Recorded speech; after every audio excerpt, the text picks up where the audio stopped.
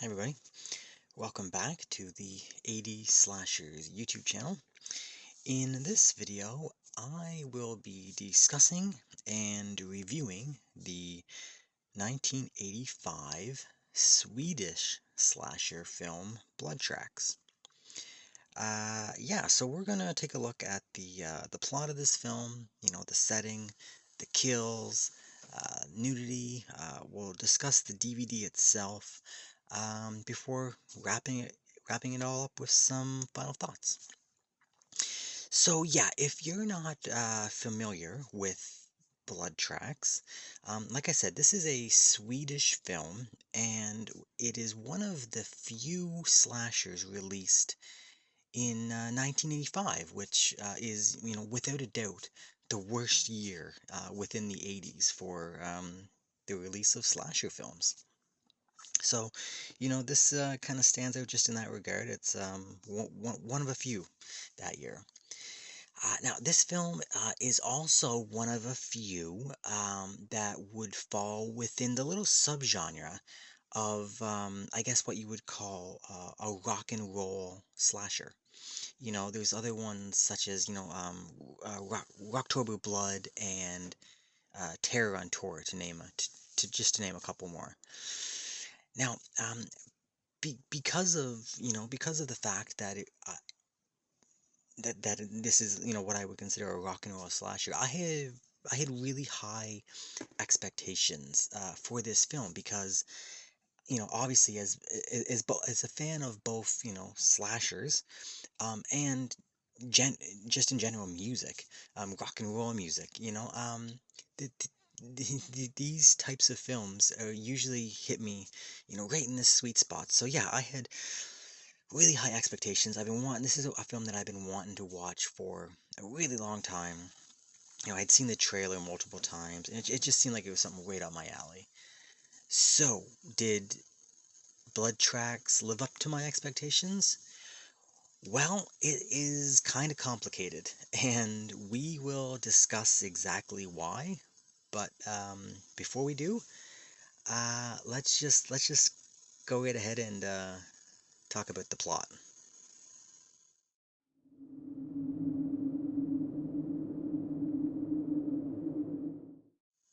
Okay, so the plot of Blood Tracks, basically what we get here, the film starts off. We see like an abusive husband come home, and he's attacking his wife in front of their children, and basically what ends up happening is the wife murders the husband, and she takes her kids, and they kind of run away.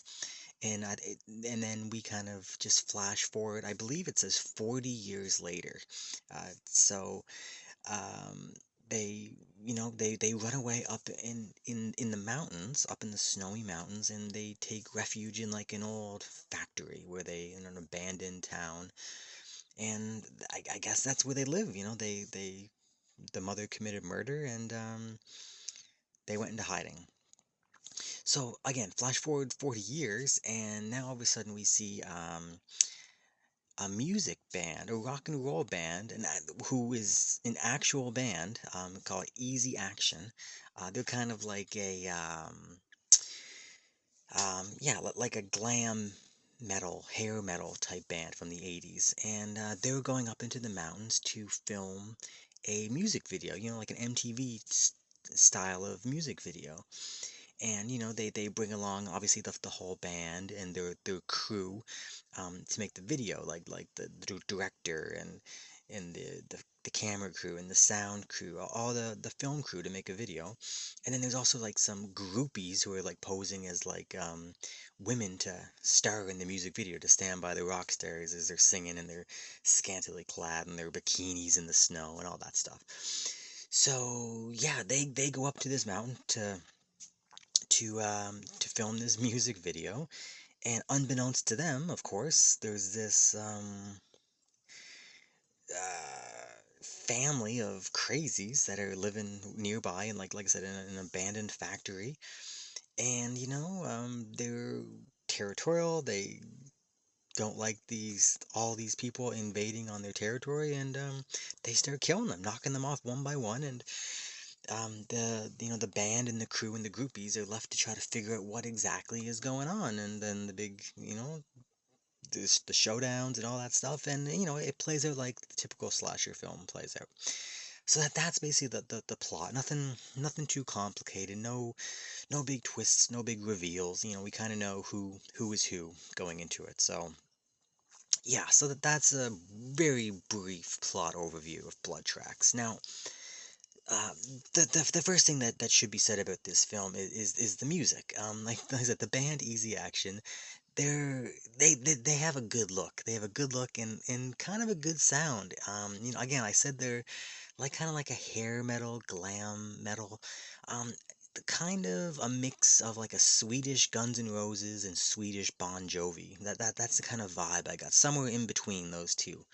Um, yeah, and like I said, they play like the song a couple times that they're playing, and it's good. It's fun. It kind of has it brings a good vibe to the film. The band Easy Action, they're terrible actors, absolutely terrible. And I actually heard somewhere that they had such bad stage fright that in order for them to like be on camera and deliver their lines, that they had to, like, the actual filmmakers of this movie had to like get them drunk like the whole time, just so they could stand to get over their stage fright. Yeah. So all right. The all right. This whole experience, I have some issues with this, but we'll get into it here. The first issue I had with this film is the characters I found in this movie were very hard to distinguish from each other. Basically you had like the band members, and I couldn't tell them apart. Then you had like the crew, I couldn't tell them apart, and like the women, the groupies, I couldn't tell them apart.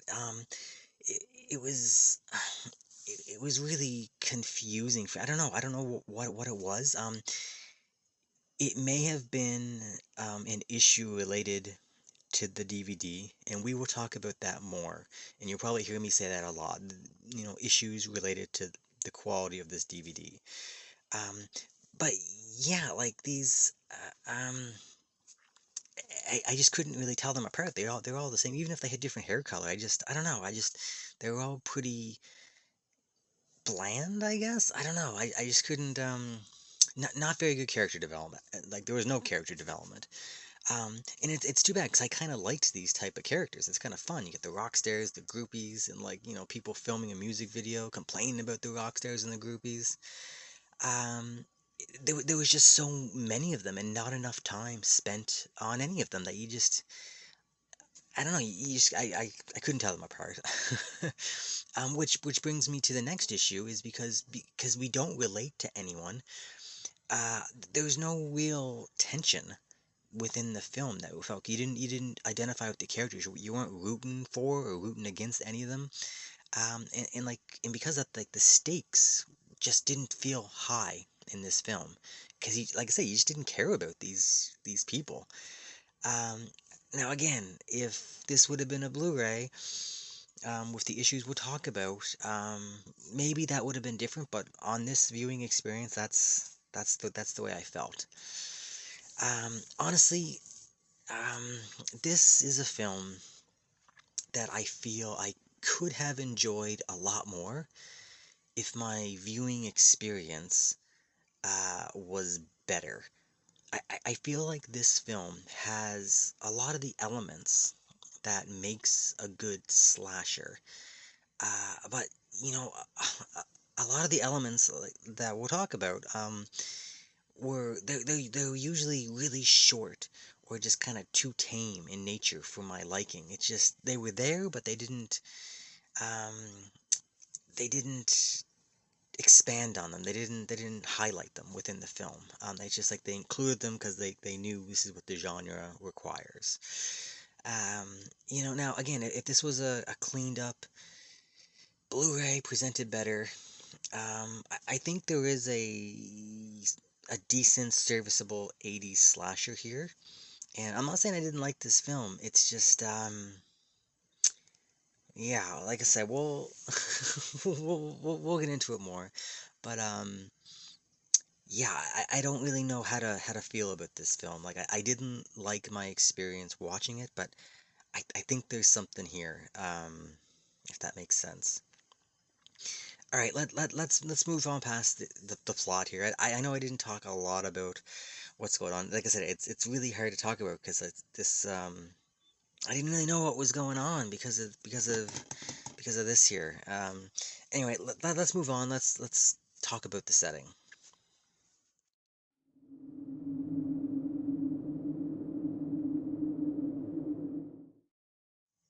All right, so the setting within Blood Tracks is the highlight for sure.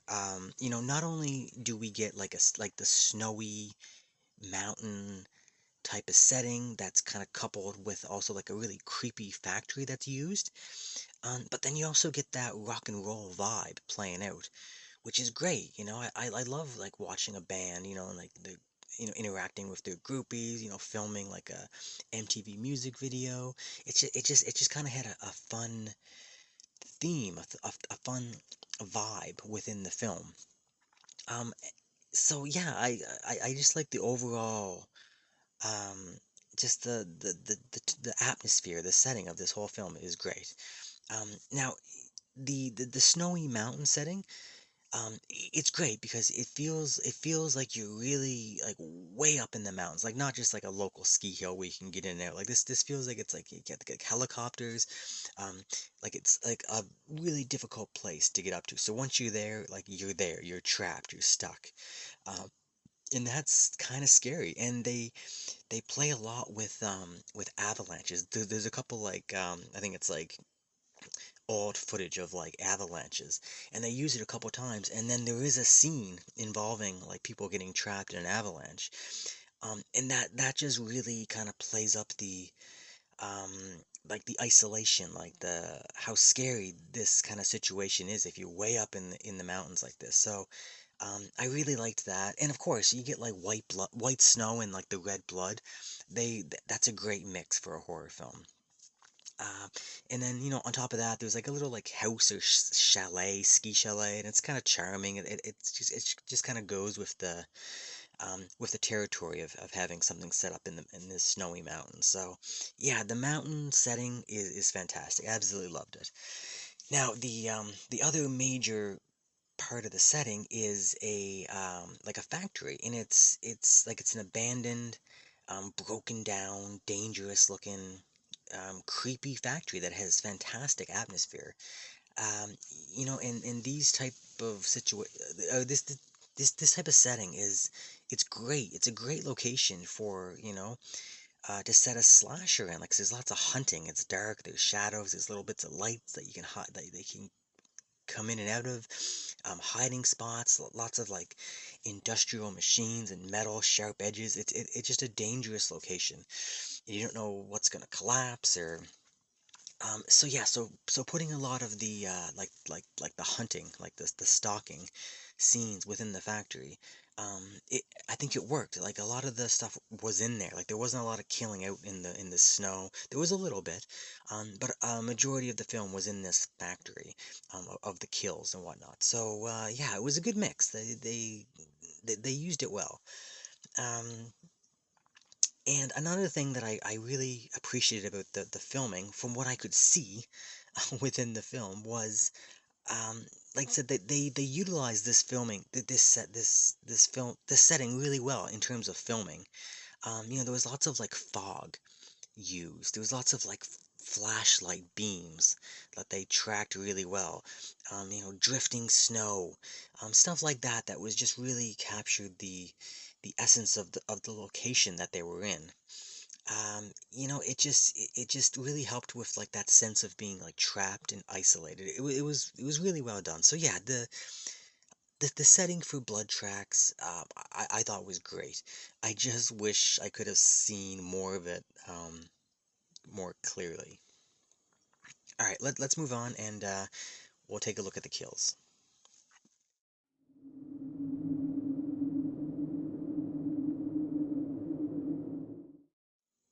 All right, so I counted a total of 12 kills in this film, and I'm not sure if that's accurate because, to be perfectly honest, it was really unclear what exactly was going on at times because of, like I said, because of the picture quality of the DVD. There was a lot of like this is a dark film.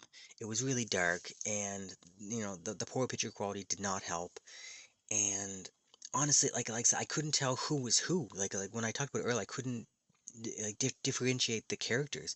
So I don't know if somebody was killed right away, or if they got like hit in the head and like was like, oh, and they weren't dead and the camera cut away and they came back and then someone else got killed. I don't know if that was the same person from before. I couldn't tell who the characters were, so maybe I'm counting one person getting killed twice, or like I, I don't know. I counted 12. Maybe it's 10. Maybe it's 14. It's somewhere in that range. There was a lot of people getting killed, a good number for sure. As for the kills themselves, they they start off pretty tame with mostly blood effects. But then as we get closer and closer to the conclusion, we do get some decent kills with some good, but pretty quick effects. Quick in terms of like editing. You get to see an effect, but then it cuts away really quick, so you don't really get to enjoy the full, practical effect kill that we like to see in these films. Let's be honest. Um, yeah, but what I really did like about these kills is the variety. It seemed like no two kills were alike. We got some good, yeah, like very uniqueness to the kills. There was a really good like impalement on like a big like metal spike. Again, quick effect, but we get to see some. So the impalement was really cool. There's a really good hatchet kill. Somebody gets like burned to death. You get to see someone running around in like a burn suit, which is always fun. There's a little bit of gunplay, which I don't typically like in these, but that's fine. And there's even like a decapitation. We don't we kind of see it's one of those ones where you see like the after effect of like the rolling head. You don't get to see like the actual effect of the slice, but yeah, you get like an after effect, and it's good. It's done pretty well. So yeah, there's a good amount of variety in here, which it's always appreciated. So yeah, yeah, I guess I can't really complain about the kills. Like I said, there's like definitely a high number. Like I said, good variety. Even though the effects were, like I said, were really quick, they were still the ones that we saw near the end were still pretty good, just quick, and which at least you got some effects. Um, again, unfortunately, the this DVD took something away, I think, but you can still see that there was some effort put into capturing these kills, and yeah, I can't complain. I think the kills were okay. As for the killers, um, they're only all right. I didn't find them too scary. I don't really like the crazed mountain men, barking type crazy, um, what this film is very similar to is The Hills Have Eyes. So yeah, this is basically The Hills Have Eyes, the Swedish version, up in the snow instead of the desert. Same type of killers, like a killer family, same idea. And I don't really, that's not really my thing. It gets okay, I don't mind it, but yeah, I don't know. They were okay. The killers were just okay. But again, like every other character group, like the groupies, the band, the film crew, I couldn't really tell the family apart. They all kind of looked the same. One guy looked a little different, but then it was so dark, you didn't know who was killing or. eh, I don't know. These killers are just not too memorable. Nothing stood out. Yeah, so I guess overall, like I said, not the greatest killers, but pretty decent kills. So overall, the kills in this film, not bad. All right, let's move on and talk about the nudity.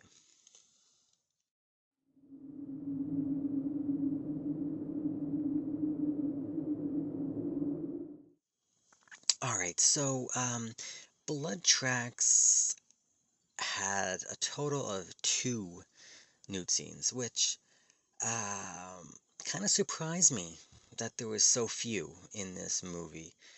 And not only were there only two scenes, they were both really quick. Just like the kills, the nudity scenes were very quick. There's one scene, like when I talked about it earlier, when there's like an avalanche, people getting trapped in an avalanche. Well, they were, the people that were trapped in the avalanche were having some fun adult time, and as they got rescued, the girl was completely naked, and she got yanked out of the avalanche completely naked. So there's a couple quick, brief shots of front and back and that kind of stuff, but it was really brief. So it's kind of a funny scene, though, I guess. But and then the only other one was just like the band and the groupies partying, drinking, and there was just like a groping, like a woman has her shirt up and a guy grabs her, and again, really quick, and that was it. And like I said, I am like I don't care. I don't need nudity in these films. It's always fun to have because again, it's just something you expect. But like the plot and the style of these characters, like rock bands and groupies, it's um a prime type of film, like to show some of this stuff, and it's just kind of what I expected. In the trailers they kind of allude to it, and it's really not much there at all. This film is filled with beautiful Swedish women.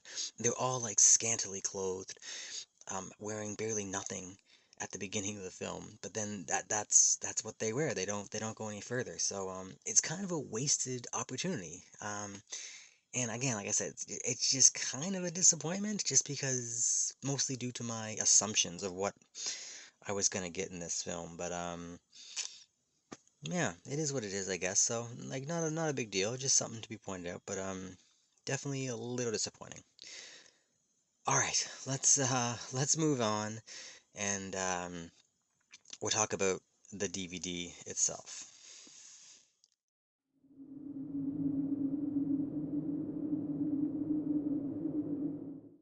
Okay, so where to start? Well, first thing to know, this is bare bones. Like this is Desert Island Classics DVD. This is very homemade looking. This looks like something someone made on a printer.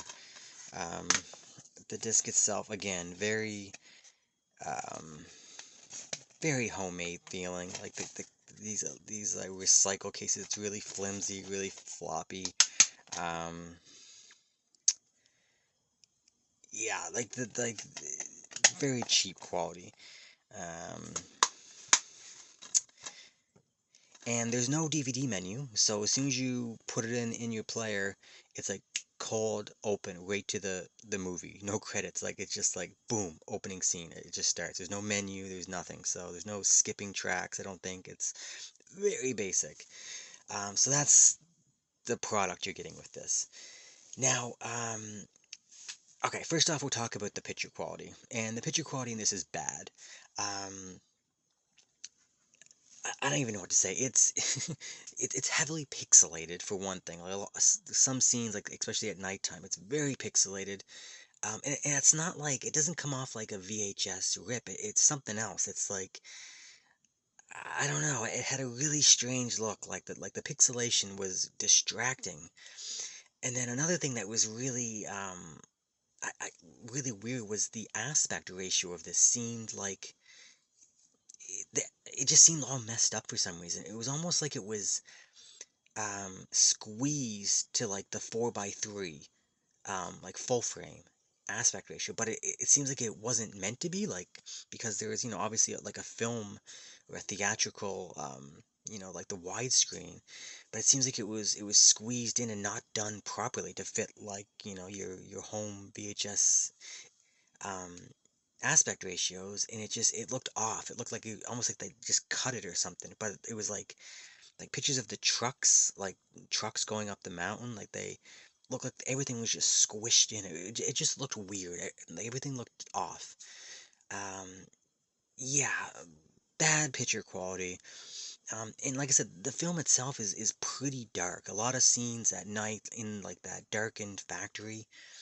Um, And like I said, the low resolution, like the pixelation, it just made it that much worse. Like all those scenes, um, in that factory, like the conclusion of the film, when a majority of the kills, I didn't know what was going on because like it was so dark and a lot of the quick editing, I couldn't tell the difference between the characters because there were so many. We just didn't really spend any time with them.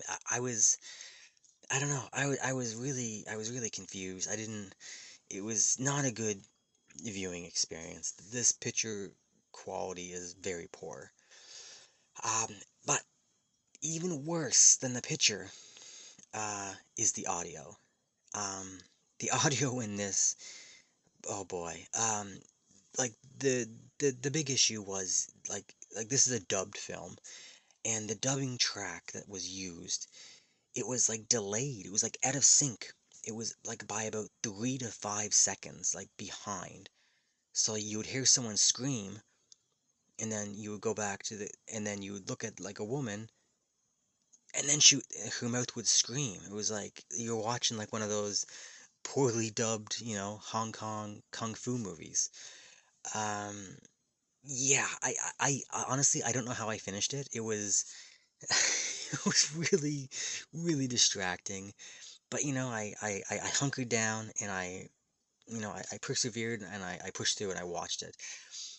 But it really hindered the experience for me, and it just made it really weird. Like you couldn't see what was going on. You were already confused because of the darkness, the pixelation, uh, and then you were like trying to like keep track of like audio was up here, but like the picture that matched it was like behind.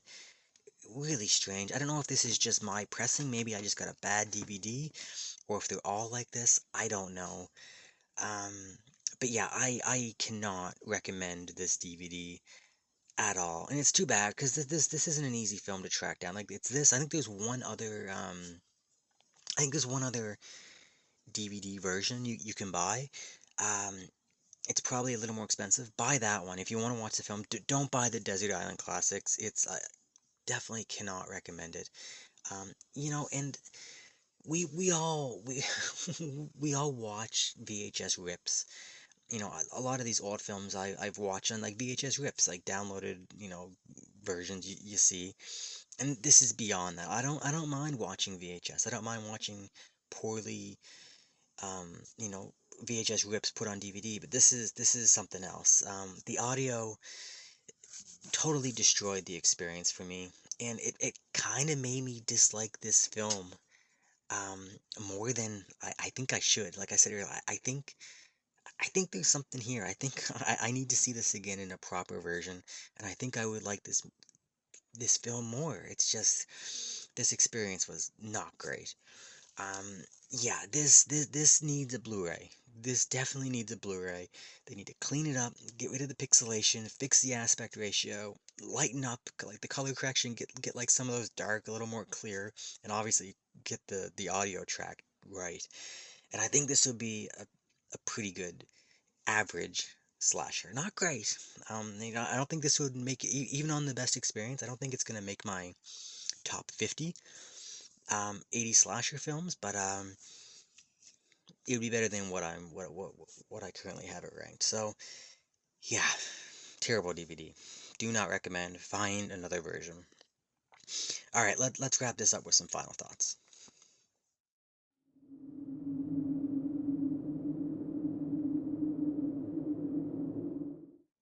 Okay, so this is like I said, this is a tough one for me because, like I said, I think I think that if I was right now, if I was reviewing a Blood Tracks version that was released on Blu-ray from Vinegar Syndrome, I would be saying that this is, an average slasher with, a good rock and roll theme, a really great setting, some pretty decent kills and effects that was, fun to watch. That's what I think I would be saying about this film. Not perfect.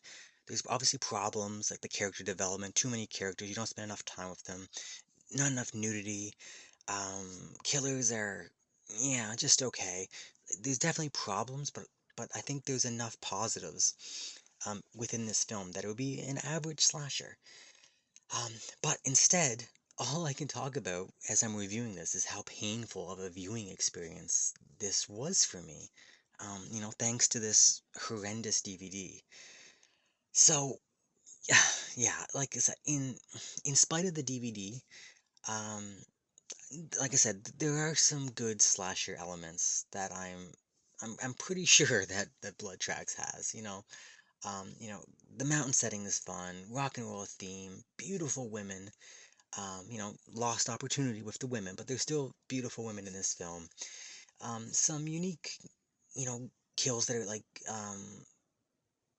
good variety. They're albeit they have really quick edits. And there's some fun 80s music, so there is some stuff to like in this. Um, yeah, so I think I kind of liked Blood Tracked. Blood Tracks. I think I kind of liked it. I definitely didn't love it, but again, this is like a broken record. I hated the viewing experience so much that I, I don't know. I'm just not sure if Blood Tracks is a good slasher or a bad slasher. If you've seen this and you had a good viewing experience, let me know in the comments below if it's worth tracking down the other DVD version, or if you have another way you can let me know. Let me know, because I want to see a good version of this film. But maybe that's all there is right now. Maybe we just have to wait and hope that a Blu-ray is released. And this has become one of my most wanted now, to get a Blu-ray released. Maybe Fatal Games is still my number one that I want on Blu-ray, but this is right up there now because I just feel like it deserves better than this DVD. So yeah, I recommend this film if, like I said, if you can find a better version, um, just just stay away from this DVD. Yeah, so that's it. That's my thoughts and review on 1985's Blood Tracks. I think the next review I do on this channel is going to be kind of a palate cleanser. After watching this and Unhinged on DVD, I didn't like Unhinged, and the DVD wasn't great. I need to cleanse the palate of these types of slashers. So I think what I'm going to review next is going to be like a really well-made, kind of a higher budget, early 80s slasher that has a Scream Factory Blu-ray release, that stars like a famous child actor. So, yeah, that's what's next. I feel like that's what I need. Good audio, good video, good acting, well made, a higher budget. I just need to. I've been reviewing a lot of these lower end ones, and I think I need to clean the palette a little. So that's what you guys can expect next up. So yeah, that's it, everybody. So yeah, thanks for watching, and all right, until next time. All right, see ya.